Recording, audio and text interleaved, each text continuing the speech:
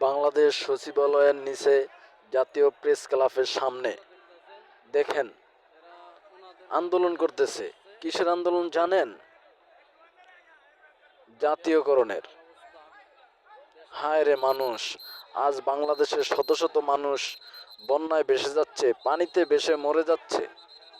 তার জন্য কোনো মাথা ব্যথা নেই, তার জন্য কোনো আন্দোলন নাই, তার জন্য সাহায্যের হাত না বাড়াই আমরা আসছি আমরা আন্দোলন করতে। কেন ভাই? আরে দুনিয়ারে ভাই, আমরা যদি ওই শিশুদের কান্না শুনতাম তাহলে বুঝতে পারতাম মানুষ কিভাবে ভেসে যাচ্ছে, কিভাবে মারা যাচ্ছে। আর আমরা এখানে সরকারের কাছে আন্দোলন দাবি নিয়ে আসছি, জাতীয়করণের দাবি। এই দাবিটা আমরা যদি পথ শিশুদের জন্য করতাম, যারা মারা যাচ্ছে পানিতে, তাদের জন্য করতাম,